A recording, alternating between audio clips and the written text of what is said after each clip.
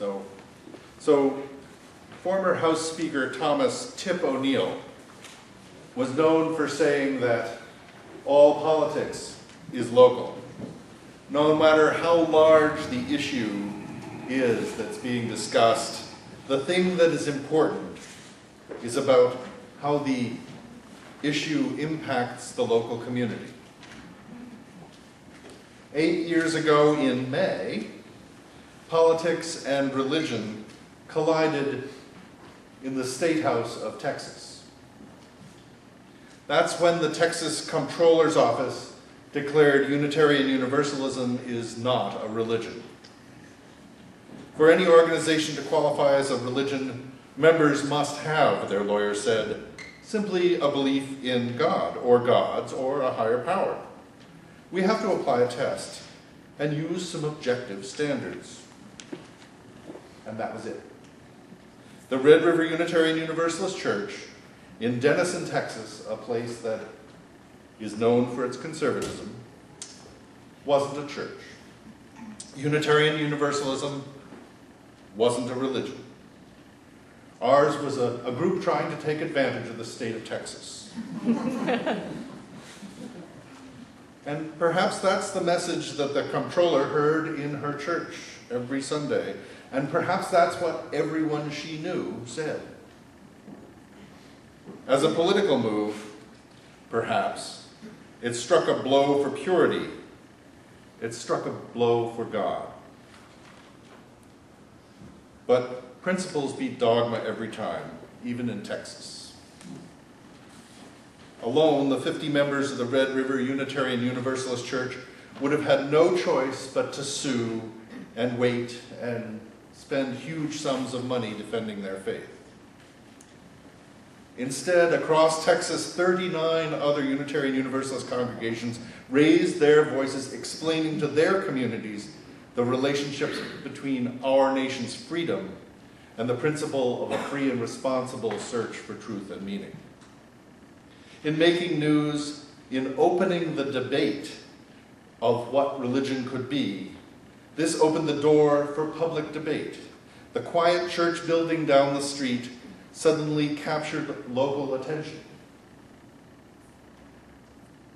We were moved to speak out and write letters and to be visible. The attempt to shun and marginalize became an opportunity to shine and enlighten. Within a week, the comptroller's office reversed their ruling. Our Unitarian Universalist principles teach us not only to have democratic processes, but to use democratic processes. You know, Arlo Guthrie once said that one person acting alone can be dismissed as a cinco. 2 people can be given a label and ignored. With 3, it's an organization. And with 50, it's a movement. He didn't say how many it took to make a religion. But I do know this. Together, we're a voice of justice, equity, and compassion. And to accomplish this very religious task, we can't do it alone. We need one another.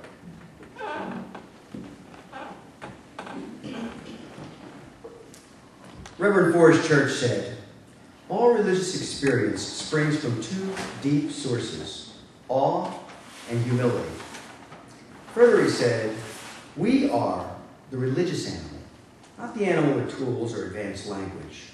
Religion is our human response to the dual reality of being alive and knowing we are going to die." Our brothers and sisters, literally people whose DNA we likely share, 12,000 years ago, before agriculture or domestic animals, before pottery or wheels or even pottery wheels, before permanent villages or writing, hundreds of Stone Age hunters and gatherers, Neolithic people, came together to work and worship together.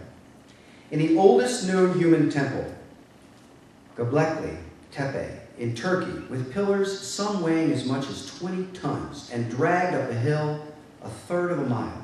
They estimate this took 500 people to do. and decorated with lions and foxes and spiders and ants and other animals as a place to worship as a community. No written creed, but what hard, wonderful work this must have been. The sheer effort it must have taken to feed hundreds of people without food storage, only stone tools, just a deep, fundamental knowledge and understanding of the interdependent web of life of which they were certainly a part. How affirming this work must have been to stop their daily effort just to survive. How strong their commitment must have been to each other, to their concept of the holy, to gather and do this wonderful work in community. 20 miles from Göbekli Tepe, within the next 2,000 years or so, humans would start to grow the first wheat intentionally and forever change how we live together. It is very likely that these gatherings at Göbekli, with their own version of a native plant swap, resulted in the sharing of ideas that led to agriculture that we all benefit from today. These early relatives gathered in awe and humility of their natural world, of creation. They gathered to celebrate life and prepare for death, to share ideas and comfort fears. Undoubtedly in Texas, they would have to pay property tax. But so ingrained is our need to gather in awe and humility and do wonder-filled work together that we truly have always needed each other.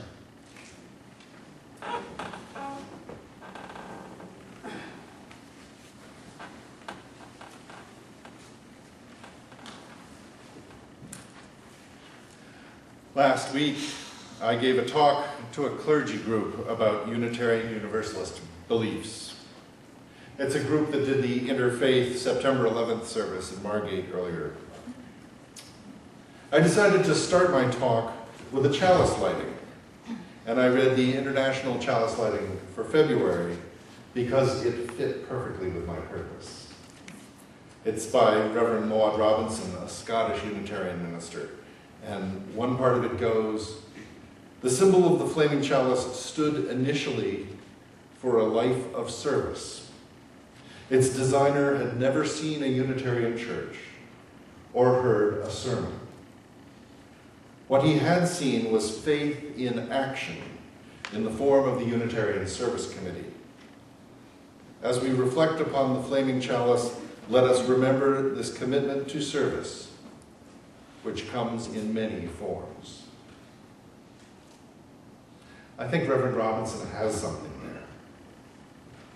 The flaming chalice symbol was created in 1941 by an Austrian artist, a man named Hans Deutsch, who had fled to Lisbon, Portugal.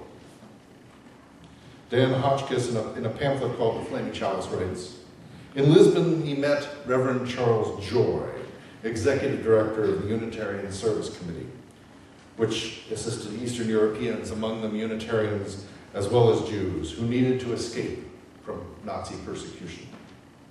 In a letter to Joy, Hans Deutsch wrote, there is something that urges me to tell you how much I admire your utter self-denial and readiness to serve, to sacrifice all, your time, your health, your well-being, to help, help, help. If your kind of life is the profession of your faith, as it is, I feel sure, then religion ceasing to be magic and mysticism becomes confession to practical philosophy, and what is more, to active, really useful work. And this religion, with or without a heading, is one to which even a godless fellow like myself can wholeheartedly say yes. As I mentioned 2 weeks ago, there's real, useful work that needs our faith. There's work right here. There's work right now. This congregation is a place to clarify our thinking. This congregation is a place to share inspiration. This congregation is a place for you, in your own way, to be a profession of faith. Ours is not a religion of creed. Ours is a religion of relationships. Truly, for this work to succeed, we need each other.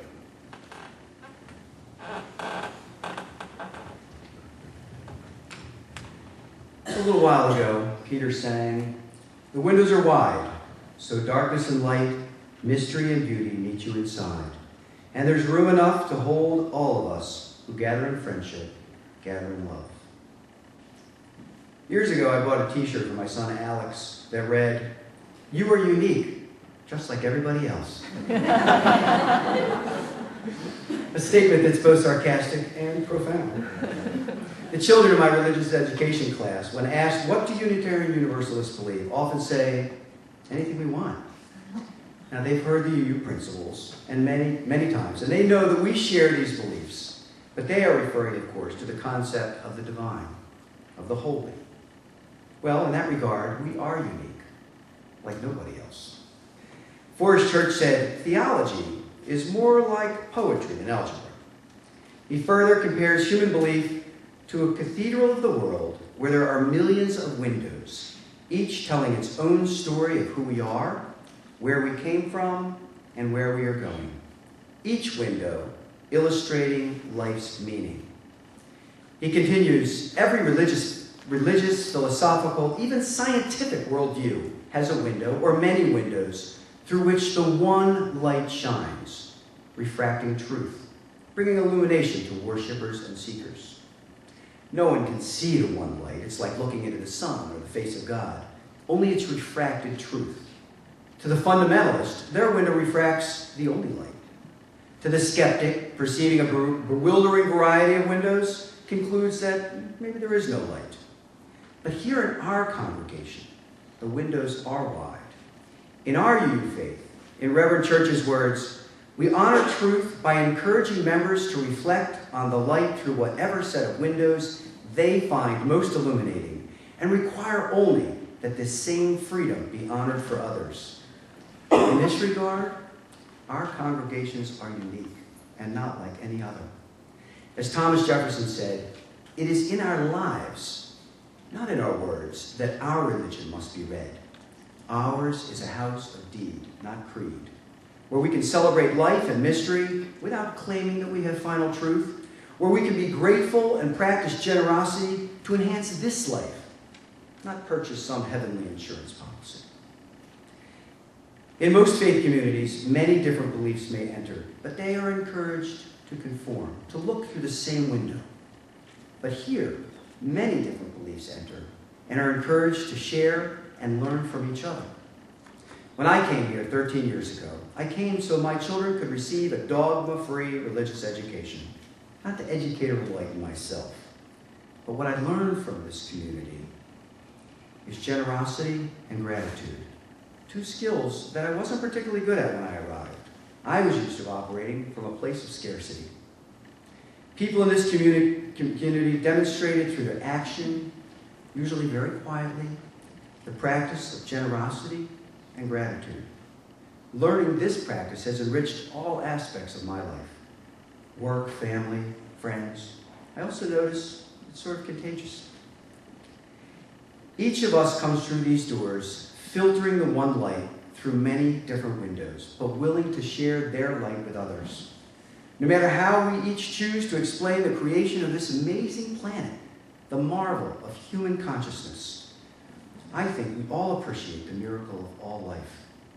This shared appreciation is the root of our good work, bringing out the best in each other while we nurture the best in ourselves. We need each other, and there is no other place like this around here that I know of. But here, the windows are wide, so darkness and light, mystery and beauty meet you inside. And there is room enough to hold all of us who gather in friendship. Gather in love. It isn't really a coincidence that our Stewardship Sunday is the last Sunday dedicated to Social Justice Month.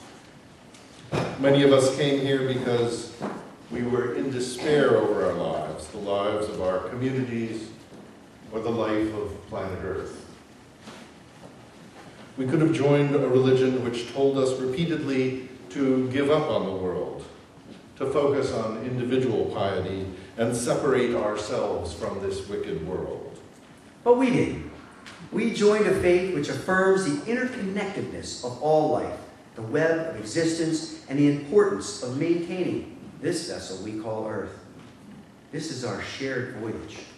It isn't a surprise that this Stewardship Sunday is on the cusp of a month dedicated to celebrating change. We've done wonderful things. Paul loves to tell me about this geothermal, solar-powered building we call home, and how we built our steeple underground. And the only people who see it are the folks from the power company who see how little energy we spend. We're a voice for the environment, a voice against cruelty for animals, and a voice for lesbian, gay, bisexual, and transgender people in the South Jersey area. We live in a wonderful world. We live on the edge of the Pine Barrens, near the path of migrating birds, of shimmering beaches, and of summer delight for young and old. We are a loving community, and we welcome all into our family, even those who are not welcome in their family of origin. We make beautiful music together. We are here when it is time to mourn and time to celebrate.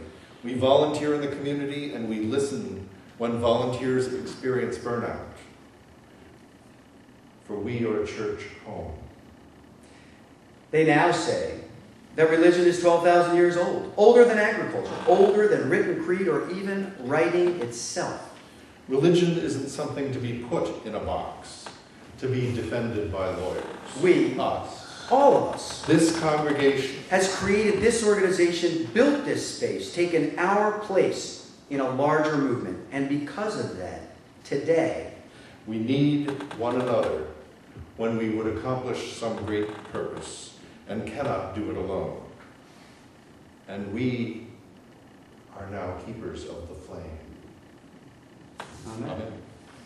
Amen.